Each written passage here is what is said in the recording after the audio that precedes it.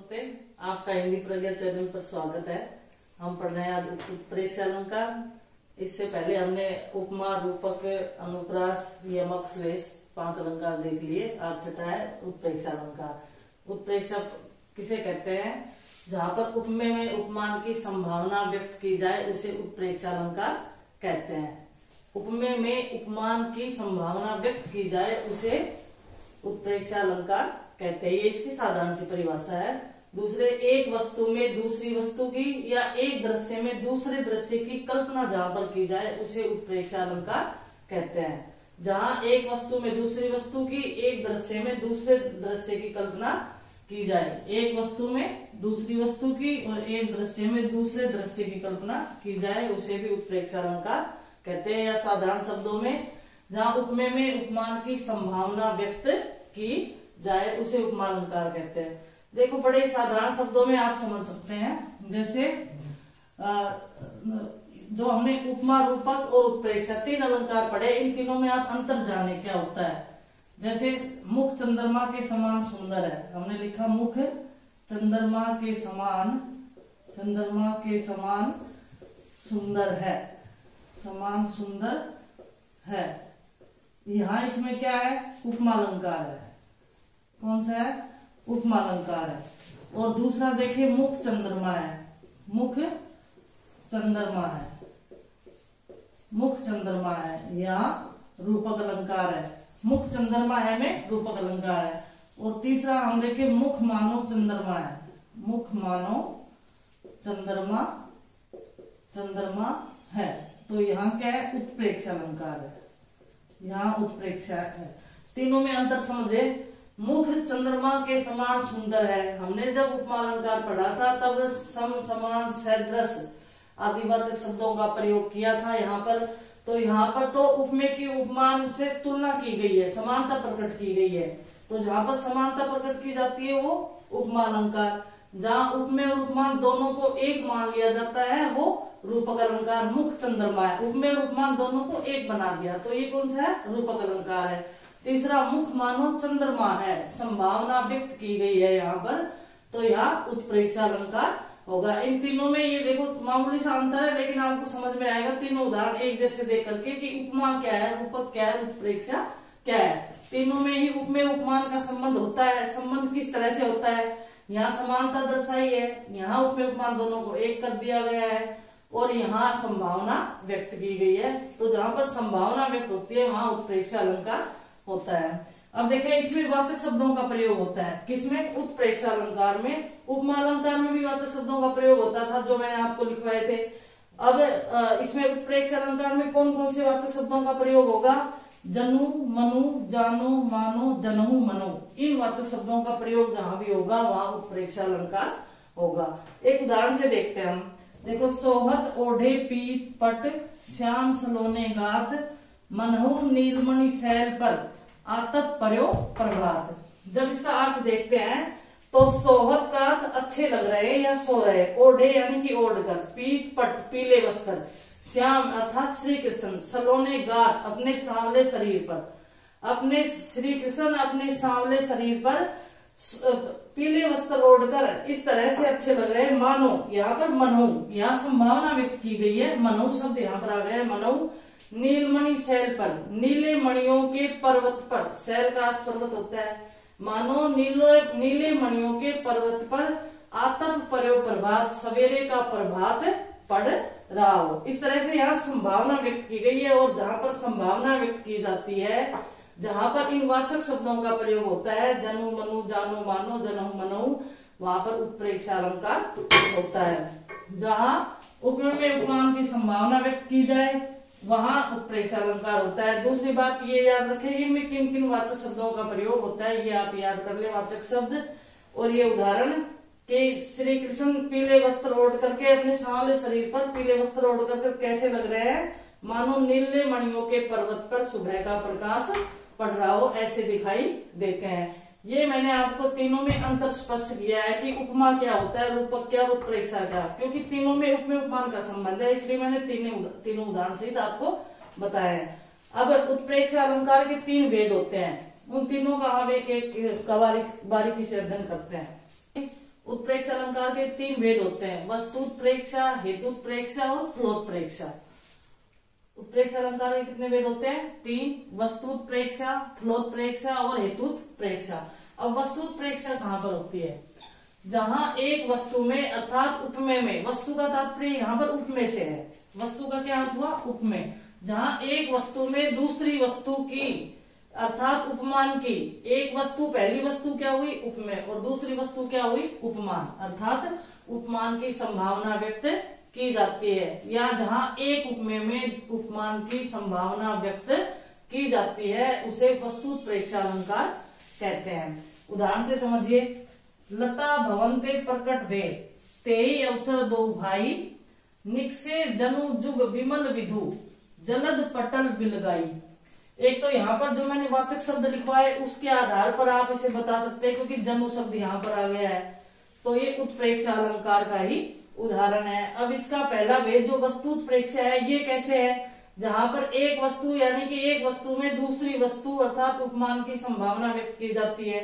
अब देखिए, लता भवन्ते प्रकट भे, लताओं के भवन से अर्थात पेड़ों की बड़ी बड़ी लताओं से, भवन का शब्द इसलिए लिया है भवन शब्द क्योंकि जो पेड़ों की लताएं थी ना वो बहुत ही ऊंची ऊंची बड़ी बड़ी थी। जिस तरह से भवन की बड़ी दीवार खड़ी हो जाती है उसी प्रकार से वो लताएं भी बड़ी बड़ी थी।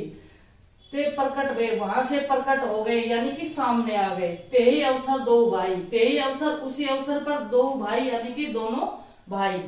निकसे जनु जुग विमल विधु, तो उसकी संभावना व्यक्त की गई है कि जब लताओं के भवन से दोनों भाई प्रकट हो गए अर्थात लताओं की ओर से सामने आ गए, तो दोनों भाई कैसे दिखाई दे रहे थे? निकसे जनु जुग विमल विधु, ऐसे दिखाई दे रहे थे। निकसे यानी कि निकल गए, और जनु जैसे संभावना व्यक्त की गई है। जुग विमल, जुग विमल, जुग विमल विधु, विधु का अर्थ चंद्रमा और विमल का अर्थ स्वच्छ और जुग का अर्थ दोनों, मानो दो स्वच्छ चंद्रमा जलद पटल बिलगाई, बादलों की ओट से अलग हो गए हो, मानो दो स्वच्छ चंद्रमा बादलों की ओट से अलग हो गए हो। बिलगाई का अर्थ अलग होना। क्या समझ में आया आपके? कि एक तो जनु शब्द आते ही यहाँ पर उत्प्रेक्षा अलंकार है, फिर इसमें लता भवन, लता भवन है, लता भवन की ओर से आए, और यहाँ पर जलद पटल बादलों की ओर से आए। अब बादलों की ओर से चंद्रमा आता है और लता भवन की ओर से कौन आए? दोनों भाई आए। तो दोनों में संभावना व्यक्त की गई है। दोनों भाई कैसे दिखाई दे रहे थे? यहाँ दोनों भाई कैसे दिखाई दे रहे थे? मानो जुग विमल विधु, मानो दोनों स्वच्छ चंद्रमा हो, ऐसे दिखाई दे रहे थे। यानी कि यहाँ पर एक उपमेय में दूसरे उपमान की संभावना व्यक्त की गई है। एक उदाहरण और देखते, दूसरा, चमचमात चंचल नयन, बीच घूंघट पट झीन, झीना, मानव सुर सरिता विमल, जल उछलत युग मीना। अब देखो, चमचमात यानी कि चमचमाते हुए, चंचल नयन, चंचल का अर्थ जो स्थिर नहीं रहते ऐसे नेत्र, नायिका के ऐसे नेत्र जो स्थिर नहीं है। नयन, बीच घूंघट पट झीन, घूंघट है यानी कि पट का अर्थ वस्त्र और झीना अर्थ पतला वस्त्र जिसमें से स्पष्ट दिखाई देता है, ऐसे वस्त्र में से नायिका के नेत्र, नायिका ने पतले वस्त्र से घूंघट निकाल रखा है, उस घूंघट में से उसके चमचमाते हुए चंचल नयन कैसे दिखाई दे रहे ये बताया है कि नायिका के चंचल नेत्र इस तरह से दिखाई दे रहे हैं। मानव, मानो, तो यह मानव शब्द आ गया, तो यहाँ पर उत्प्रेक्षा अलंकार है। सुर सरिता विमल, मानो स्वच्छ नदी में से, जल उछरत, स्वच्छ नदी के जल में से, सुर सरिता विमल जल, स्वच्छ नदी के स्वच्छ जल में से, उछलत युग मीना, मानो दो मछलियां उछल रही हो। आंखों की उपमा मछलियों से दी गई है। यहाँ पर चंचल नयन किसके समान दिखाई दे रहे हैं? युग मीना, युग का अर्थ यहाँ पर दो है, युग का अर्थ दो है, मीन का अर्थ मछली, मानो दो मछलियां दिखाई दे रही हो। फिर से समझे इसको, चमचमा चंचल नयन, बीच घूंघट पट जीना, नायिका के पतले वस्त्र में से नायिका के जो नेत्र है वो इस तरह से चमचमाते हुए दिखाई दे रहे हैं, मानो स्वच्छ सुसरिता यानी कि नदी के स्वच्छ जल में, विमल का अर्थ स्वच्छ हो गया और जल का अर्थ जल, नदी के स्वच्छ जल में से दो मछलियां उछलती हुई दिखाई दे रही हो। इस तरह से यहाँ पर यानी कि एक वस्तु में दूसरी वस्तु की जहाँ पर संभावना व्यक्त की जाती है, एक उपमेय में दूसरे उपमान की संभावना व्यक्त की जाती है, उसे क्या कहते हैं? वस्तु उत्प्रेक्षा अलंकार कहते हैं। यहाँ एक उपमेय उपमान तो यहाँ दे रखा है और दूसरा इससे संभावना व्यक्त की गई है कि वो ऐसा दिखाई दे रहा है। नायिका की घूंघट में से जो आंखें हैं, चंचल नयन है, वो चमचमाती हुई दिखाई दे रही है। कैसी दिखाई दे रही है? मानो नदी के स्वच्छ जल में से दो मछलियां उछल रही हो। इस तरह से ये वस्तु उत्प्रेक्षा के दो उदाहरण समझ में आए होंगे। आपको नहीं आए तो आप फिर से इसको देखना, समझ आ जाएंगे। इससे आगे देखते हैं अगला तीसरा भेद हेतु। हमने एक भेद पढ़ लिया वस्तु उत्प्रेक्षा, दूसरा हेतु उत्प्रेक्षा। जहां किसी कार्य के घटित होने के कारण घटित होने का कारण कुछ और हो तथा कुछ अन्य कारण मान लिया जाए। कारण तो कोई और ही है काम कर घटित होने का और उसको मान कुछ और लिया जाए, वहां वस्तु उत्प्रेक्षा अलंकार हेतु उत्प्रेक्षा होता है। सॉरी, हेतु उत्प्रेक्षा, हेतु का अर्थ कारण होता है। हेतु का अर्थ क्या होता है? कारण। जहां किसी कार्य के घटित होने का कारण कुछ और हो तथा कुछ अन्य कारण मान लिया जाए, वहां हेतु उत्प्रेक्षा अलंकार होता है। अब इसकी पहचान देखो, मैंने एक शब्द आपको लिखवाए थे, जनु मनु जानो मानो जनहु मनहु। इन शब्दों के साथ अगर बे ते से या ते इनमें से कोई शब्द एक आ जाता है तो वहां पर हेतु उत्प्रेक्षा अलंकार होता है। ये सारे वाचक शब्द जो मैंने लिखवाए थे, इनके साथ बे ते से या ते भी जब सम्मिलित होगा तो वहां पर हेतु उत्प्रेक्षा अलंकार होगा। उदाहरण देखिए, मनो कठिन आंगन चली ताते राते पाए। यहाँ मनो शब्द आते ही तो उत्प्रेक्षा अलंकार है। अब इसमें कारण, पहली तो परिभाषा ये ध्यान में रखें कि जहां पर कारण कुछ और मान कुछ और लिया जाए। मनो कठिन आंगन चली ताते राते पाए। कोई नायिका का चित्रण है, मनो कठिन आंगे चली, मानो कि उसके ताते राते पाए। ताते राते का अर्थ गर्म हो जाना, राते का अर्थ होता है लाल, पाए का अर्थ पैर। मानो नायिका कोई कठोर आंगन पर चली है, इसलिए उसके पैर लाल हो गए हैं। अब कठोर आंगन पर चलने से लाल पैर थोड़ी ना हुए, नायिका के पैर तो पहले से ही लाल थे, लेकिन कारण कुछ और था, मान कुछ और लिया गया। मानो नायिका कठिन आंगन पर चलने के कारण उसके पैर लाल हो गए हैं। दूसरा, ते शब्द का ताते राते, इन ते शब्दों का प्रयोग मैंने कहा था ना, इसके साथ है जनु मनु के साथ में इन शब्दों का भी प्रयोग जहां पर हो, ते या बे का या से का ये या ते का, इनका अगर प्रयोग होगा साथ में तो वो हेतु उत्प्रेक्षा होगा। दूसरा देखिए उदाहरण, वह मुख पांडु सा पढ़कर गया चंद्र पश्चिम की ओर। इसमें भी कारण कुछ और है, कार्य कुछ और है। जहां मानवीकरण अलंकार हो, मानवीकरण हो वहां पर भी हेतु उत्प्रेक्षा अलंकार होता है। यहाँ पर ये नहीं है लेकिन मानवीकरण अलंकार है। वह मुख पांडु सा पढ़कर, कहेंगे वह मुख पांडु सा पढ़कर, पांडु का पीला पड़ जाना। गया चंद्र पश्चिम की ओर, सीता के मुख को देखकर कहा है कि वह मुख सीता के मुख को देखकर खुद पीला सा पड़ गया और चंद्रमा पश्चिम की तरफ चला गया। क्या सीता के मुख को देखकर वो पीला थोड़ी ना पड़ा है, वो उसके अस्त होने का टाइम हो गया था इसलिए पीला पड़ा है।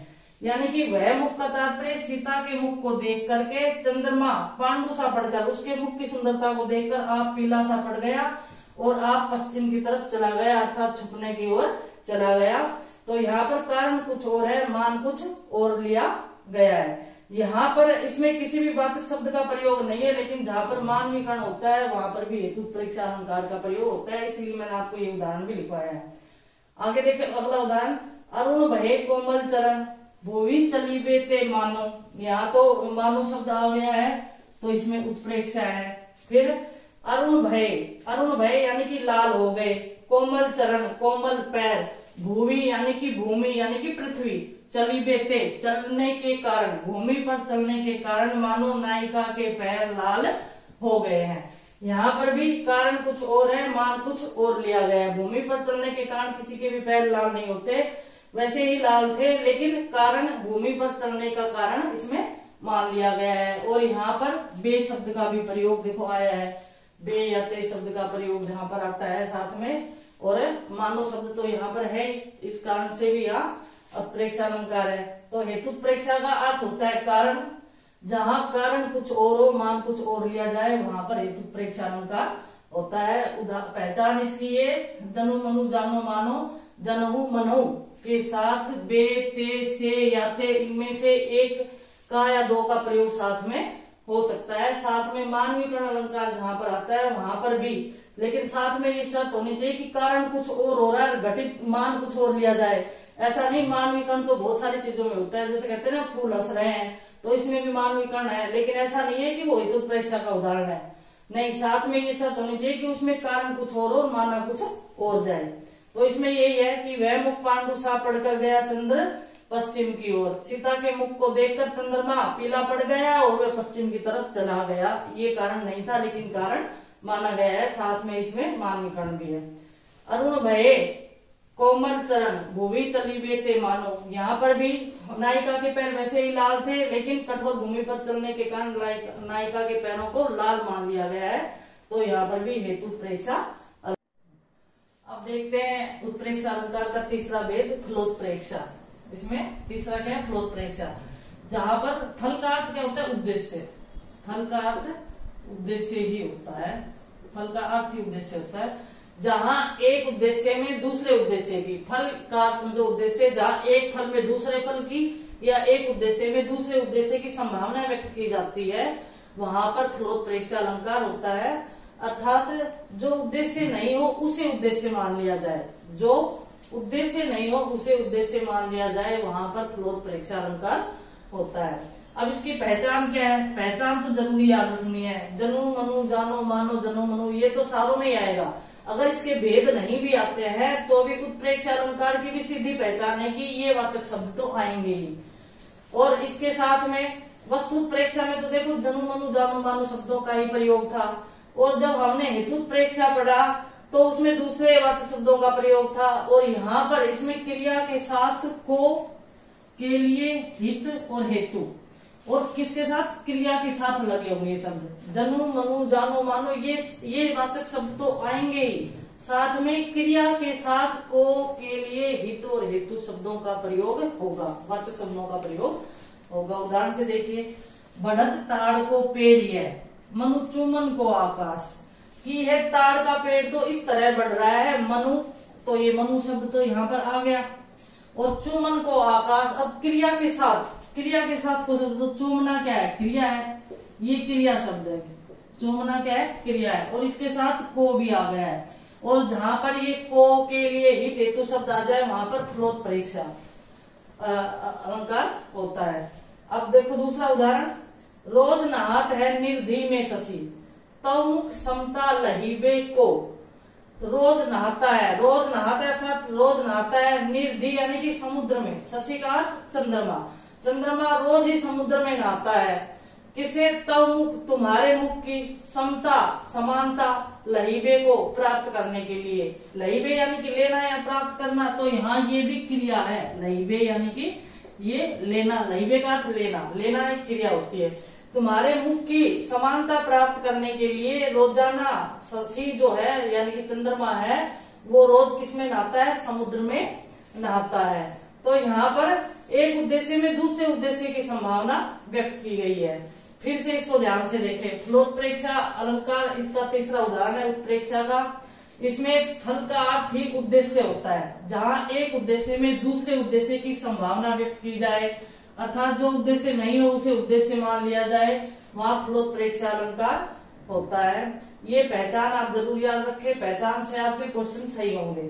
पहचान जनु मनु जानो मानो, साथ में जनहु मनहु भी है, साथ में वो भी आ सकते हैं। उनके साथ इनके साथ क्रिया और क्रिया के साथ इन शब्दों का प्रयोग, को के लिए हित और हेतु, इन चार शब्दों को याद रखें। ये तो साथ में आएंगे और क्रिया के साथ इनका प्रयोग होगा। ये तो पूरी वाक्य में कहीं भी आ सकते हैं, जनो मनु जानो मानो तो पूरे वाक्य में आगे पीछे बीच में कहीं भी आ सकते हैं। इनके साथ क्रिया का प्रयोग नहीं, जहां पर क्रिया आएगी उनके साथ इन शब्दों का प्रयोग होगा।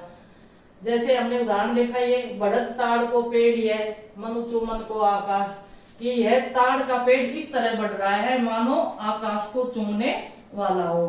तो यहाँ पर मनु शब्द तो यहाँ आ गया, लेकिन हमें कहाँ देखना है, क्रिया देखनी है कि क्रिया चुमन को है और को शब्द यहाँ पर आ गया है, इसके साथ आया है, तो यहाँ पर फलोत्प्रेक्षा अलंकार है।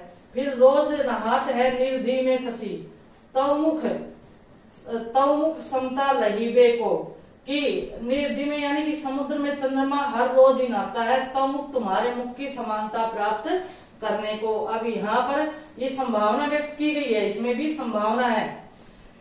तो यहाँ पर लही पे क्रिया है और क्रिया के साथ को शब्द का प्रयोग, यहाँ पर को वाचक शब्द का प्रयोग यहाँ पर आया है।